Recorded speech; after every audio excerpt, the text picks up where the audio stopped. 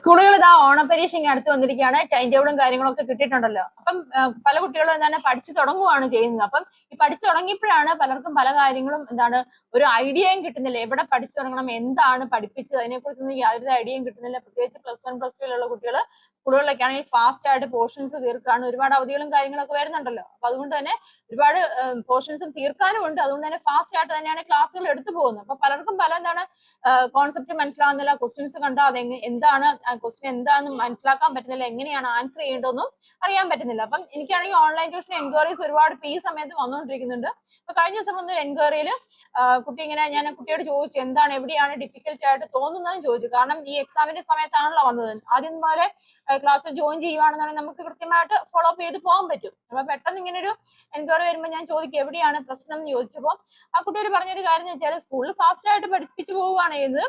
ഒരു ക്വസ്റ്റ്യൻ കണ്ടുകഴിയുമ്പം കക്ഷിക്ക് എന്താണ് എഴുതാൻ പറ്റുന്നില്ല, അത് എന്താണെന്ന് മനസ്സിലാക്കാൻ പറ്റുന്നില്ല, കോൺസെപ്റ്റ് അറിയുന്നില്ല എന്നാണ് പറഞ്ഞത്. അപ്പം ഈ ഒരു പ്രശ്നത്തിന്റെ കാര്യം എന്ന് വെച്ചാല് ബേസ്, അതായത് ഓരോരോ സെക്ഷൻസും പഠിച്ചു പോകുന്നില്ലാത്ത ഒരു പ്രശ്നത്തിൽ വരുന്നതാണ്. ഞാൻ ചോദിച്ചു വീഡിയോസുകളൊക്കെ കാണാറുണ്ടോ ചോദിച്ചു. ഞാൻ യൂട്യൂബിലുള്ള നമ്മുടെ ചെയ്തിട്ടുള്ള വീഡിയോസിന്റെ ലിങ്ക് ഒക്കെ അയച്ചു കൊടുത്തു. ലിങ്ക് അയച്ചു കൊടുത്തപ്പോൾ തന്നെ പുള്ളിക്കാരത്തി പറഞ്ഞത് ഞാൻ ഇങ്ങനെ സെക്ഷൻ ആയിട്ട് കാണാറില്ല, വൺ ഷോട്ട് വീഡിയോസ് മാത്രമേ കാണാറുള്ളൂ. അവിടെയാണ് ഏറ്റവും വലിയൊരു പ്രശ്നം. വൺ ഷോട്ട് വീഡിയോസ് നമ്മൾ എപ്പോഴാണ് കാണേണ്ടത്, അതായത് നമ്മൾ ഒരു പാഠം അല്ലെങ്കിൽ ഒരു ചാപ്റ്റർ കഴിഞ്ഞതിന് ശേഷം ഒരു റിവിഷൻ മോഡിലാണ് നമ്മൾ വൺ ഷോട്ട് കാണേണ്ടത്. വൺ ഷോട്ട് എന്ന് പറയുമ്പോൾ എന്താണ്, അതിലെ മെയിൻ പോയിന്റ്സുകൾ മാത്രമേ ഇൻക്ലൂഡ് ആക്കിയിട്ടുള്ളൂ. അപ്പൊ അങ്ങനെയുള്ള ഒരു വീഡിയോ കണ്ടു കഴിഞ്ഞാൽ അതിലെ കോൺസെപ്റ്റ് ക്ലിയർ ആവുകയല്ല, എവിടെയാണ് നമ്മളൊരു എന്താണ് ഒരു പ്രോബ്ലം വന്നു കഴിഞ്ഞാൽ അത് എവിടെയാണ് അപ്ലൈ ചെയ്യേണ്ടതെന്നും മനസ്സിലാക്കാൻ സാധിക്കുന്നില്ല. അപ്പൊ എന്താണ് നമ്മൾ പ്രത്യേകിച്ചും +1 +2 കുട്ടികളോടാണ് പറയുന്നത്, ഓരോ സെക്ഷൻസിന്റെയും കോൺസെപ്റ്റ് മനസ്സിലാക്കി അത് ആപ്ലിക്കേഷൻ ലെവലിൽ വന്നാൽ മാത്രമേ നിങ്ങൾക്ക് ആൻസർ ചെയ്യാൻ സാധിക്കത്തുള്ളൂ.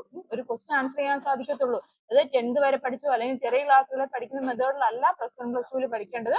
കോൺസെപ്റ്റ് കൃത്യമായിട്ട് മനസ്സിലാക്കി പഠിക്കണം. അത് ഓരോരോ സെക്ഷൻസുമായിട്ട് കൃത്യമായിട്ട് സമയം എടുത്ത് തന്നെ പഠിക്കണം. എങ്കിൽ മാത്രമുള്ള ഒരു ക്വസ്റ്റ്യൻ കാണുമ്പോൾ ആൻസർ ചെയ്യാൻ സാധിക്കത്തുള്ളൂ. വൺ ഷോട്ട് കാണേണ്ടത് എപ്പോഴാണ്? റിവിഷൻ ടൈമിൽ മാത്രം. ഒരു ചാപ്റ്റർ കംപ്ലീറ്റ് ആയിട്ട് പഠിച്ചു കഴിഞ്ഞാൽ റിവിഷന് വേണ്ടി മാത്രമാണ് നമ്മൾ വൺ ഷോട്ട് കാണുന്നത് കേട്ടോ. അപ്പൊ പ്രത്യേകം ശ്രദ്ധിക്കുക, എക്സാംസ് അടുത്ത് വരികയാണ്. നിങ്ങൾ പഠിക്കുന്ന ഒരു ചെറിയ പോർഷൻ ആണെങ്കിലും അത് ക്ലിയർ ആക്കി പഠിച്ചു പോവുക. ഫുള്ളായിട്ട് ചാപ്റ്റർ തീർക്കാൻ വേണ്ടിയുള്ള ശ്രമം അല്ല വേണ്ടത്. പഠിക്കുന്ന ഒരു ചെറിയ ടോപ്പിക് ആണെങ്കിലും അത് കൃത്യമായിട്ട് പഠിച്ചു പോവുക. അതിലെ ക്വസ്റ്റ്യൻസ് ചെയ്യുക, അതുമായിട്ട് ബന്ധപ്പെട്ട ന്യൂമറിക്കലൊക്കെ ചെയ്തു പോവുക കേട്ടോ.